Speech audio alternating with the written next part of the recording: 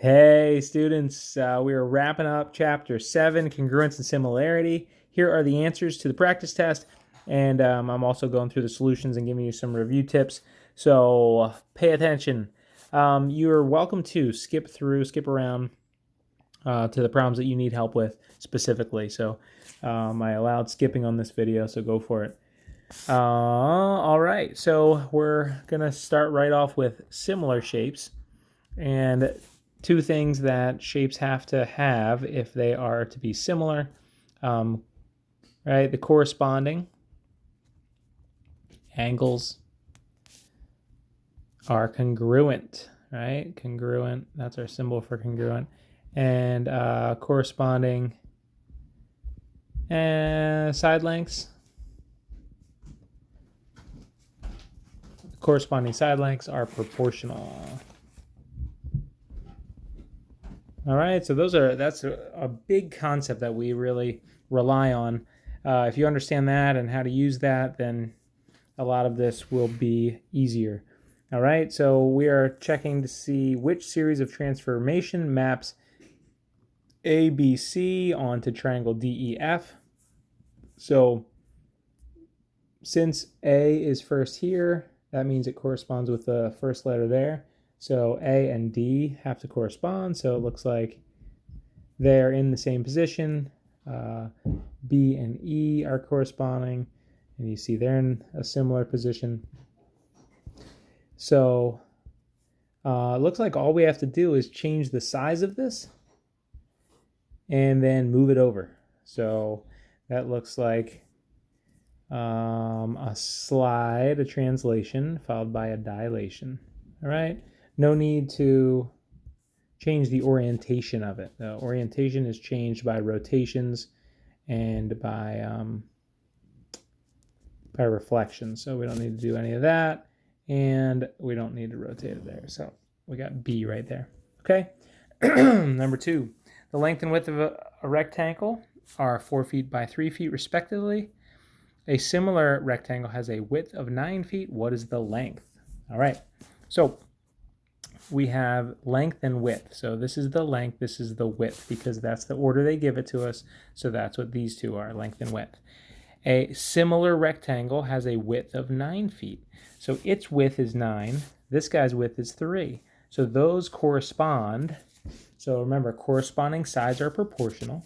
So if we have 3 to 9, right, that's the corresponding sides of the one, then the lengths will correspond, and we're looking for that length. So the 4 feet will correspond with the length, the unknown length of the new rectangle. So then this will be X. That's what we're trying to figure out. If you drew it out like this, right, we have, excuse me, we have 4 by 3, and then this would be X by 9. All right. I guess I should have drawn that much bigger to be kind of the right way, because 3 of those have to fit in there. But is what it is. Getting the picture of the corresponding parts become one of your fraction, the other corresponding parts become your other fraction, and then we solve their proportion. All right. You can do cross multiplication and get 3x equals 36 and divide by 3 and get x equals 12. So 12 feet.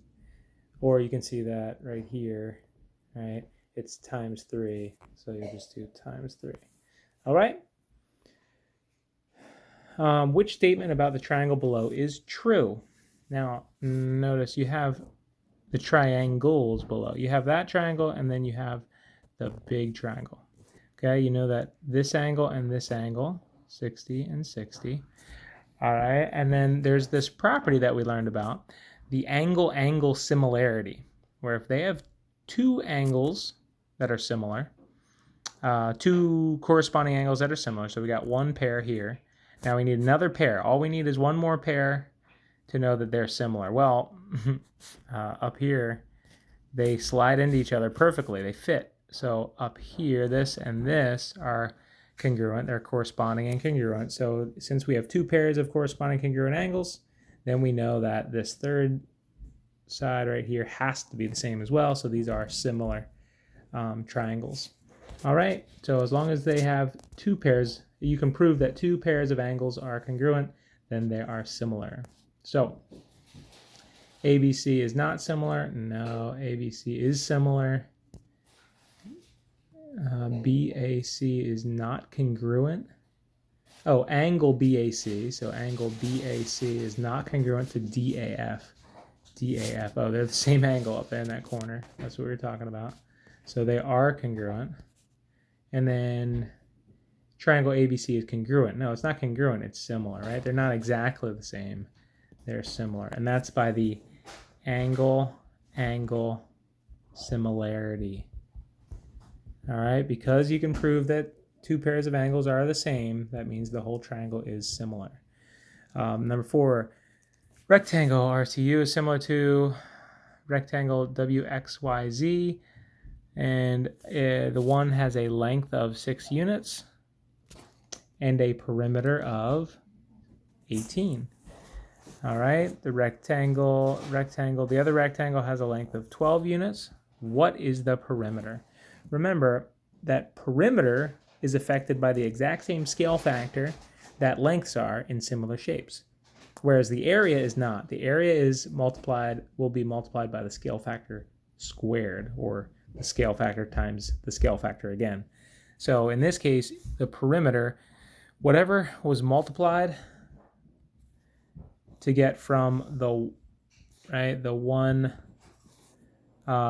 rectangle of 6 length to 12 length, all right, whatever was multiplied by that, which you can see that it's times 2, is going to be the same thing that you multiply the perimeter by. So the perimeter of this original one was 18, so we're going to multiply that by 2 and get our 36.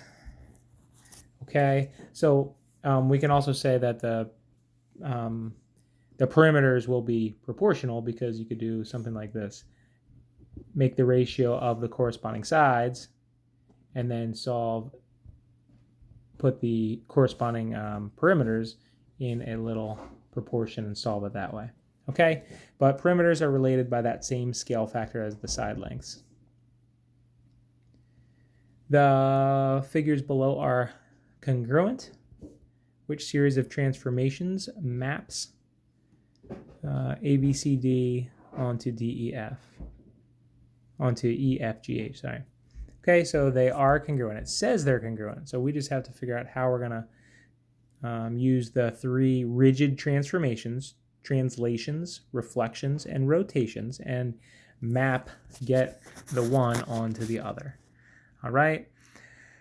It looks like we're going to have to rotate it a bit. Maybe a rotation and a reflection might be the trick. Because if we rotate it, it's never going to be facing the right way to sit on top of EFGH. All right, so we're going to have to kind of rotate it so it looks like that, and then reflect it over there. So rotate it and then reflect it. So I'm thinking rotation, or maybe reflect first and then rotate it. Okay, so reflect it, then rotate it. That one's a fairly difficult one to visualize, but you can see that you have to change its orientation. You can't just slide it over, so that's obvious. And you can't just rotate it onto the other, because it would never match up. So then there's a reflection, a mirror image that has to happen somewhere in there. All right, which of the following statements is true? If, remember, this symbol here means congruent. So this means congruent, and this means similar. Might be something you want to make a note of, just in case it pops up somewhere in the test. All right. So, so these are congruency statements. So remember, the position matters. So J has to match up with M, K is congruent to N, and L would be congruent with O. So let's see. J and N, no. J has to match with M because they're in first position. L and M, no, because L's in last position, M's in first position. N and K, yeah, there's the one. They're both in the middle of their respective names. And just to make sure I didn't make a mistake, L and N, look, L's last, and that N's not last. All right, oops. So there you go, see. Okay, we gotta move because this is gonna be forever. All right. The image is reducing. Oh, the image she is reducing, so you have a larger image and you're making it smaller, is 4 inches by 6 inches. She enlarges. Oh, sorry, I read that wrong. Reproducing. She is reproducing is 4 inches by 6 inches. She enlarges the dimensions 3 times. So 3 times the dimensions, which means we're taking this 4 by 6. I want to have, let me do that, 4 by 6, and we're using a scale factor of 3, so it's going to be times 3 would be 12, and times 3 would be 18. All right. Which of the following statements is not true? The perimeter of the original image and the perimeter of the new image are related by a scale factor of 3. Well, remember, the perimeter follows the same scale factor as the rest of the shape, besides the area, right? So, and you see 3 times here, so the scale factor of the and the new shape is going to be a scale factor of 3. Okay. The perimeter of the original image is 1/3 the perimeter of the new image, so that's just saying kind of the opposite.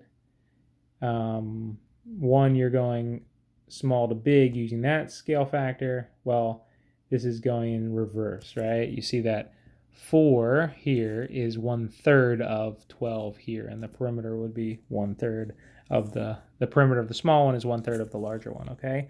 The area of the new image is 3 times the area of the original image. Well, that's the one that we know is not true. And in my little quick sketch, if you put that inside here, right, it'd fit 1, 2, 3, 4, 5, 6, 7, 8, 9 times. So the scale factor for the area is not 3, or right, it's not 3 times as big, so that's not true. So that's the one that we're looking for, because we're looking for not true. Now this here, the area of the original image and the area of the new image are related by a scale factor of 9. Yeah, because that would be the scale factor squared, right? Scale factor was 3, so 3 to the second power would be 3 times 3, which is 9.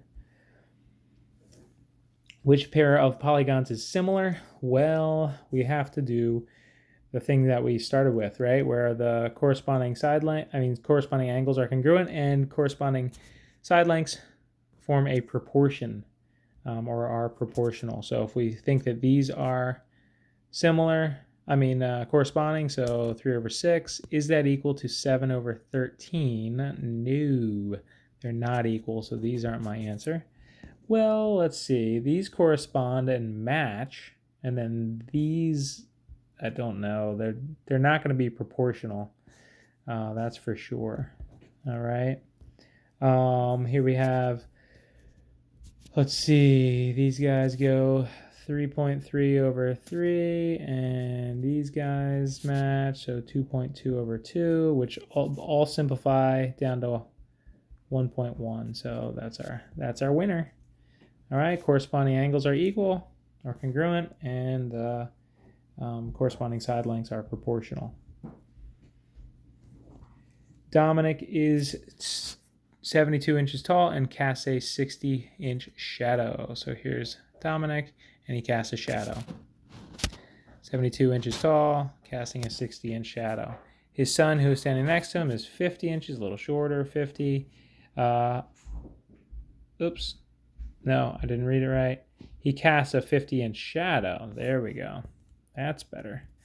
Casts a 50-inch shadow. How tall is he? So we'll put X there. Well, we're just using corresponding, we're using the idea of similar triangles having corresponding side lengths that are proportional. So if we put these two in there, 72 to X equals 60 to 50. And we can solve that in a proportion. And, I'm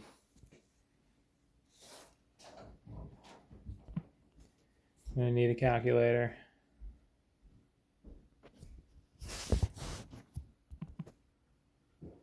What's that going to be? 50 times 72 divided by 60. 50 times 72 divided by 60 equals 60. Oh, isn't that nice? All right, so the sun is going to be 60 inches tall. Exactly 5 feet. Number 10. All right, number 10. Which of the following statements is not true if triangle JKL is congruent to triangle RST? Okay, well, it's all about the positioning. So J and R, K and S, and L and T, right? They're all in different, they're all, you know they're corresponding if they're in the same position. So J and R are, that's true, they're congruent, yes, they're in the same position. We're looking for not true, so K and T. K is second, and T is last, so that's going to be our not true one. And these are tricky, just in case in the book, in the test, you come across something like this where JK, where it's line segments, the order matters. So JK are the first two, and RS are the first two, and they're in the same order that they're listed. So that is actually true. Those two line segments would be congruent. And K, L, and ST, it goes second letter, third letter, and ST is second letter, third letter. Yeah, so that's true as well. So B is the only one that's not true. Determine if the two figures are congruent by transformations. We need to change orientation and then change position. It looks like if we reflect it down and then slide it over a little bit, we'll be good to go. So we need a reflection followed by a translation. Write a congruency, write congruent statements comparing the corresponding parts. So first we have to find the corresponding parts. It looks like D matches with B, G matches with C, and F matches with A. So let's go through it. D and B, check. F and A, check. G and C, check. Now I'm going to so this one's out. D and A out. So D and B for this last one, D and B, good to go. F and A. Okay, so the difference is going to be somewhere in here. So we got to look carefully here now. DF goes this way, and AC. There we have it. AC, right? AC goes that way. So that's not gonna do it. So boom, we're gonna cross that one off. We're gonna circle this one and just check. Let's check DF and BA. DF goes this way. BA, yes, it goes from my line there to the BA. Oh, oops, this way. Yep, BA. So the line to the square. Line to the square. Yeah, the corresponding parts are in the same order, matching up beautifully, so we were correct. Determine if the two figures are similar by using transformations. Well, we have to check to see if these side lengths are proportional. Well, we have 4 to 2, and then we have 6 to 3, if we put 4 to 2 and 6 to 3 in a proportion, we notice that they simplify down to 2 on both sides, or we can do cross products to see. All right, so how would we get them to match on top of each other? Looks like the orientation is fine. We just have to shrink, and so we have to dilate and translate. There we go.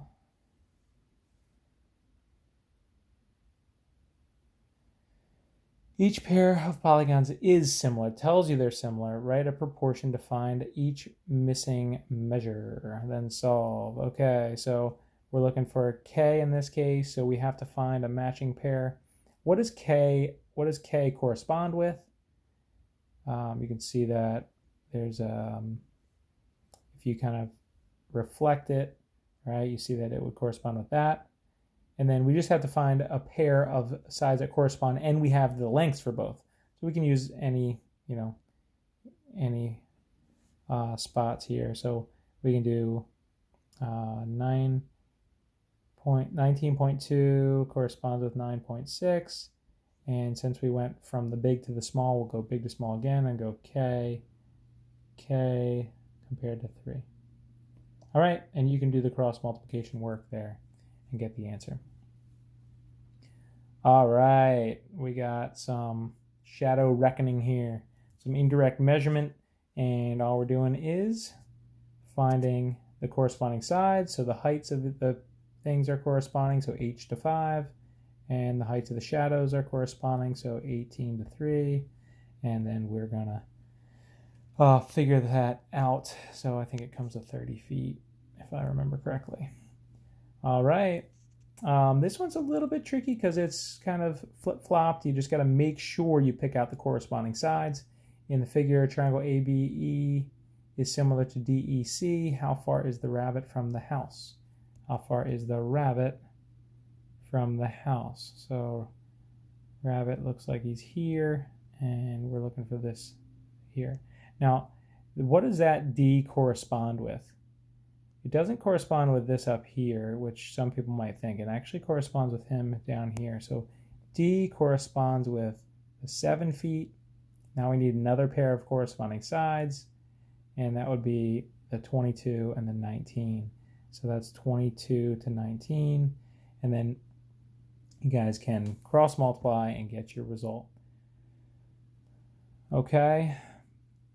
A triangle has side length 6 inches and a perimeter of 42 inches. A similar triangle has a corresponding side length of 7 inches. Find the perimeter. Okay, so 6 corresponds with 7, the same way that 42 would correspond with what? All right.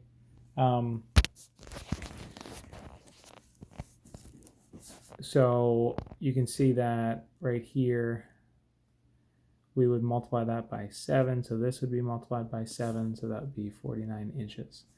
All right. You could also find the scale factor to get from corresponding side length to corresponding side length. It would be a weird decimal in this case. So it would be tricky, but what you want to realize is that a perimeter of the original shape compared to the perimeter of the new shape is going to be proportional, just like the corresponding side lengths are proportional. So those match just like the corresponding side lengths would match. Okay. Okay, so diagram shows a triangle. Similar triangle has corresponding side lengths of 5 times the first. All right. So what is the area of the second triangle? This is going to be a pretty big number, all right, because a similar triangle has corresponding side lengths that are 5 times. That's basically the scale factor right there. So they're telling you the scale factor equals 5. So what we're going to do is we're going to take this area of the original shape, and we're going to multiply that by the scale factor squared. Any areas of similar shapes where you have to multiply by the scale factor squared. So that's like saying 5 times 5, which is going to be 25. So we have to multiply this 29 by 25 to get the result. And I'm guessing it's not this one, not this one, not this one. It's probably this guy here. Okay, so area, you're going to multiply by the scale factor squared. Rectangle has a length of 3 inches and an area of 27 square inches. A similar rectangle has a length of 12. Find the area of the similar rectangle. So we have to, right, if it's a length of, oops, not a triangle, right? It has an area of 27, right, and a length of 3. Well, this one has a length of 12. What's its area? Well, they didn't tell you this, the scale factor in this case. So what you have to do is you have to find it. Well, what did I multiply by? I multiplied by 4. So the scale factor is 4.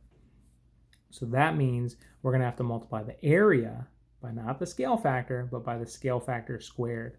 So that's 4 times 4, which is 16. So you have to do the area of the original times 16. All right, which comes to a whopping 432. And that's it, I wish. Oh, there's the answers. Cool. That's it. Yep. So that was long, but hopefully you can skip around and see the ones that you don't understand quite yet, and you can ace the test. Good luck.